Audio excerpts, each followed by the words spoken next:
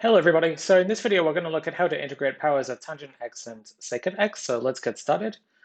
And the kind of integrals we have in mind are, for instance, just integral of tangent to some power times secant to some power. It doesn't matter what the numbers are. Or the same thing with cotangent and cosecant. So I'm going to mostly not talk about cotangent and cosecant because everything is the same.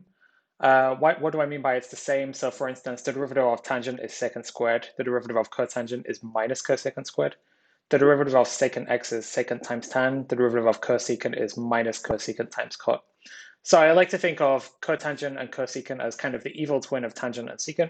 Everything with differentiation and integration mostly works the same way, except with some extra minus signs. So let's focus on integrating powers of tangent and secant. And like with sine and cosine, the idea is going to be pretty much to use trig identities. So you can write it in a different form, and then we can do integration by substitution. So what kind of trig identities do I mean with these? So all the trig identities we're going to use right in this video, they come from sine squared plus cosine squared equals 1. So normally everybody remembers that, but then it's easy to forget the ones with tangent and cotangent. So if we look at sine squared plus cosine squared equals 1, and we divide both sides by cosine squared, then we get sine squared over cosine squared becomes tangent squared. Cosine squared over cosine squared becomes 1. 1 divided by cosine squared becomes secant squared. So just by starting with sine squared plus cosine squared equals 1, dividing both sides by cosine squared, we get the identity for tangent and secant. And then similarly, if you're looking at cotangent and cosecant, you get the identity by starting with sine squared plus cosine squared equals 1, and instead dividing through by sine squared. So this is good. So mostly tangent squared plus 1 equals secant squared is going to be the identity we use. So why are we using this identity? What kind of form are we trying to put it in? So if we want to use integration by substitution, remember again that substitution is mostly good if we have a composite function times the derivative of the inside. So we're going to want to split off a piece, which is going to be the derivative of the inside. And then the rest we're going to want to rewrite in terms of one of the trig functions. So let's just remember our derivatives. So the derivative of secant is secant times tan. The derivative of tangent is secant squared. So we're going to either split off a secant x times tangent x and rewrite the rest in terms of secant x, or we're going to try to split off a secant squared x and rewrite the rest in terms of tangent of x. And then once we've done that, integration by substitution is going to work smoothly. Okay, so pretty much as I said, we aim for a composition where the inside is secant x, the extra term is secant times tan, or we aim for a composition where the inside is tangent and the extra term is secant squared. So let's see how that plays out in two examples. Though keep in mind here that things are not symmetric like with sine and cosine. Remember in the last video, the derivative of sine is cosine, the derivative of cosine is minus sine. Everything is more or less like they both behave similarly. Here, secant and tangent behave quite differently, right? The derivative of secant is secant times tan, the derivative of tangent is secant squared. So this category of examples is not quite as nice as the other one, but anyway, there's still a lot we can do. So let's look at what happens when we have, say, an even power of secant x. Say we had, the integral of tangent to the 6 times secant to the power 4. In this case, when there's an even power of secant x, we're going to split off a secant squared. If we split off a secant squared, we're still going to be left with an even power of secant, right? If we start with an even power and then we subtract 2, we still have an even power. And then we're going to be able to use tan squared plus 1 equals secant squared to rewrite the rest in terms of tangent. So here, let's keep the secant squared. And then once we keep a secant squared, we still have a secant squared we have to convert. Secant squared is 1 plus tan squared. So our integral becomes tangent to the 6 as before. The secant squared we convert is 1 plus tan squared. The secant squared that we're keeping to use in a moment is still hanging around here.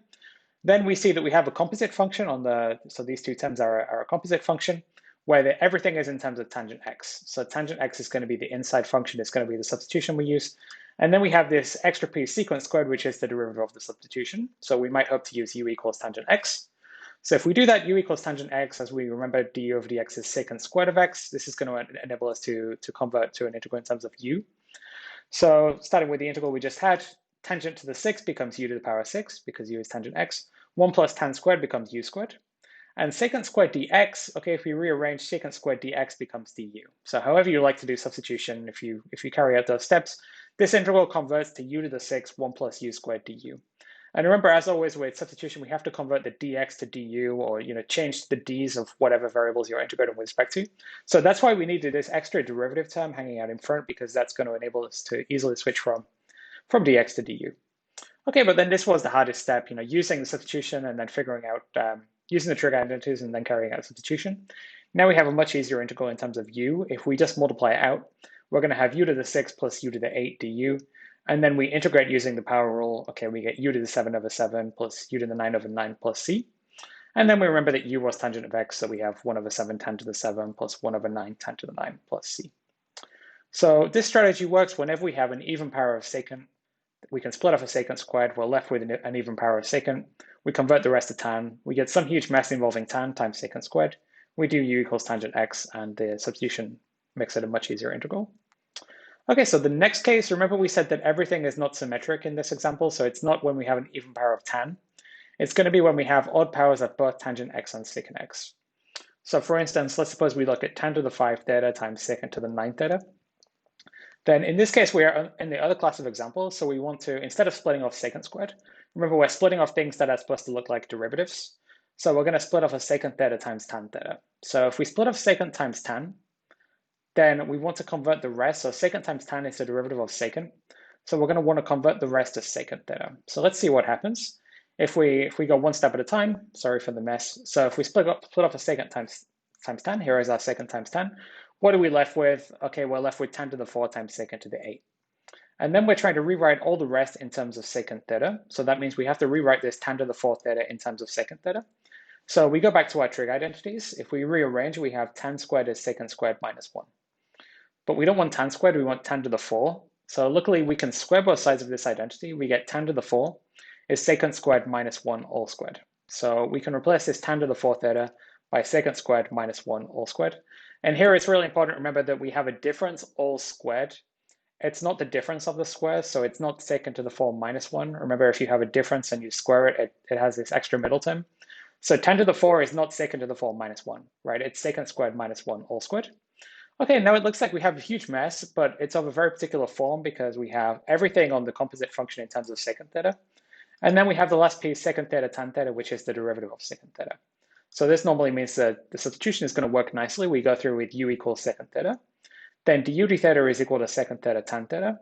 Let's look at what we get. So u is secant theta, so here we are going to get u squared minus 1 all squared times u to the 8.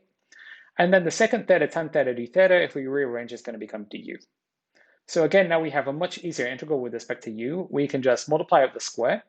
So we get u squared squared, so u to the 4, minus 2u squared plus 1, all times u to the power 8.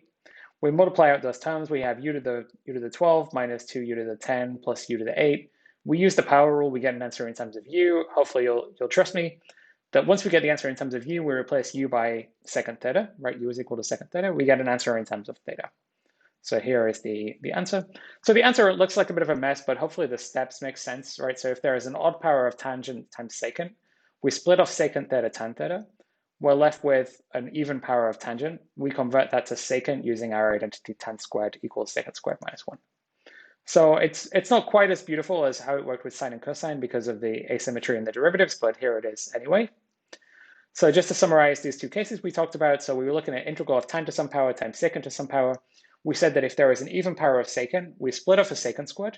We're left then with an even power of secant still. We convert that to tan using our trig identity. Then we have some huge mess involving tan times secant squared. We can use u equals tangent x. Okay, going the other way, if m is odd and n is strictly positive, then if m is odd and n is strictly positive, this includes most all of the cases. So then we can split off a secant times tan.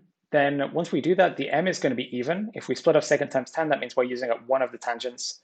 So then we're going to be left with an even power of tangent. We can convert that even power of tangent into secant using our trig identities. We're going to be left with secant times tan, and then some huge mess involving secant. We can use u equals secant. Okay, and then in other cases, so clearly, unlike with what we had with sine and cosine, this does not include all the cases, right? There are choices of m and n where n is odd and m is even. So these two do not include all the cases. So if you look at your example and it doesn't fit into this scheme of the first two cases, you just have to try other things. There is no hard and fast rule that works for everything. It's not a perfect situation. We just have to try different things like trig identities, substitution, maybe integration by parts, maybe write things out in terms of sine and cosine and so on. So for instance, if we look at the integral of tangent x, tangent is sine divided by cosine. In this case, actually, the substitution u equals cosine works, right? Because you have 1 over cosine times sine. Sine is the derivative of cosine up to a minus sign. So this will be a substitution, u equals cosine. Integral of secant x is a little bit more complicated, involving integration by parts. the integral of secant x is ln absolute value of secant x plus tan x plus c.